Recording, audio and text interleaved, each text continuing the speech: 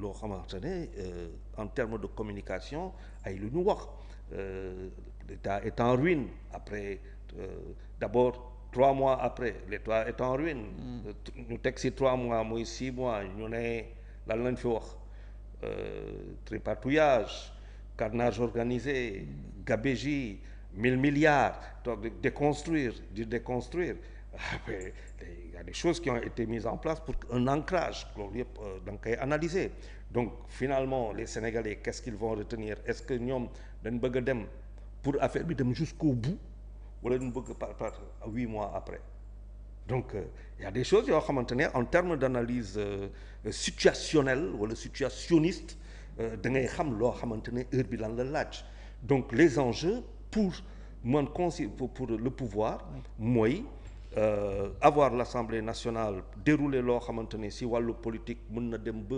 la mise en place de la haute cour de justice avec ñoo xamante ne 3/4 de l'Assemblée nationale pour après mën a dérouler loo xamante ne mooy dem sur les politiques publiques le social et l'économie et tant que da nga poser benn question il y a ces législatives mais da nga wax benn affaire bu am solo et après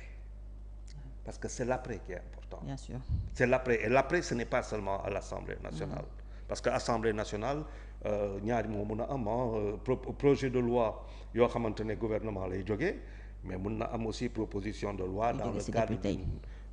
majorité du côté de l'opposition bu forte. Voilà donc pour moi les enjeux véritables pour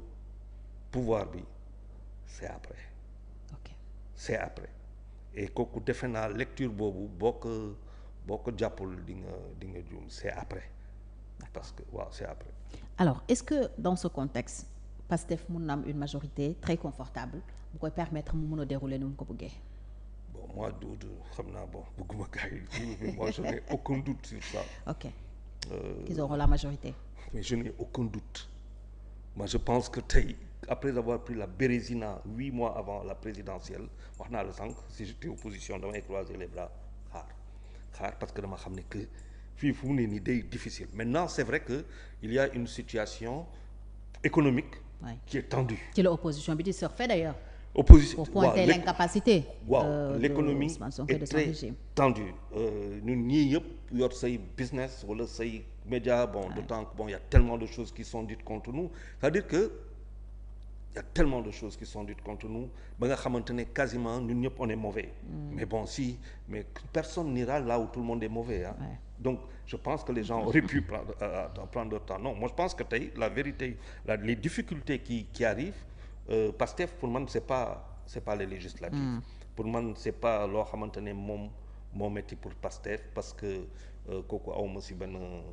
doute par rapport à leur victoire.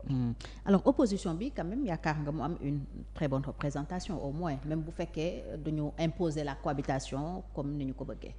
Bon, quand tu as 120, 110 députés, 120 députés 165 sur 165 que représente l'opposition, écoute, tu as des groupes parlementaires et patati. Donc yaa ngi xaar Pastef am au moins 120. Non, moi je suis convaincu que c'est-à-dire je suis convaincu, je veux pas dire des choses après ñu kii ma mais je suis convaincu que les Sénégalais tey non du loolu sax mais parce qu'on peut se tromper il y a que Dieu qui ne se trompe pas il y a que Dieu moi ces affaires de VAR et tout mais ñëppay juum non mais je suis convaincu que Sénégalais yi mënuñu dem à l'encontre de leur cohérence ils seraient incohérents maintenant qu'est-ce que les Sénégalais attendent mooy que voilà du point de vue social lan mooy changer du point de vue économique l'économie souffre mais pourquoi l'économie souffre ñoom wax nañ ko tey ñoo xamante ne tout ce qui traitait avec l'État y a un circulaire boo xamante dañu ne doo leen fay mais loolu mënul continuer parce que tout le monde va se retrouver au chômage mais pourquoi loolu mu ne nii on est dans une situation d'audit on est il y a la Cour des comptes qui doit se prononcer beneen affaire bi les recettes est-ce qu'on va atteindre les 4000 milliards yoo xamante ne de la loi financière initiale votée en 2023 ce n'est pas évident quand on regarde les chiffres yoo xamante ne moom la ñu def à partir de janvier sous le magistère de Macky Sall jusqu'à mars nga ñëw juin nga ñëw septembre boo xoolee bu baax il n'est pas évident qu'on fasse 4000 milliards. kooku dafa am loo xamante ne da koy teg daf koy wax ci kaw les politiques publiques les investissements publics ak yu demee noonu la projection qu'on va faire mais bien sûr que les problèmes sans compter la dette on a vu que par exemple la dette elle s'est accrue elle est passée à 1400 milliards ci ñaari dette yooyu dafa am yoo xamante ne dafa hors circuit yu ñu xam classique mooy sur le marché financier international de la dette mooy donc 450 milliards yu fi duggoon 750 millions de dollars. On vient d'avoir 300 et quelques millions de dollars si je ne me trompe pas ça fait un milliard de dollars c'est donc voilà donc il y a des questions qui pour moi yoo xamante ne si kaw loolu la ñu waroon taxaw et c'est ça qui va être l'un des grands problèmes de PASTEF mais il y a aussi des choses yoo xamante ne aussi qui sont réussies ci information bu ma jot koo xamante ne moo doon ICS donc 10 ans fayul nit ñi toog di ko wax ñëpp di ko jooytu si mes informations sont bonnes ICS fay na 181 milliards. Waaw pour quelqu'un qui voulait pas payer 1 milliard 500. Donc voilà je pense qu'il y a des questions sur lesquelles man c'est plutôt ça qui m'intéresse pour dire la vérité c'est la jeunesse la question de l'emploi elle est immédiate quoi. Donc ça c'est pour moi c'est des questions assez essentielles quoi. Alors ni opposition bi organisé wu pour dem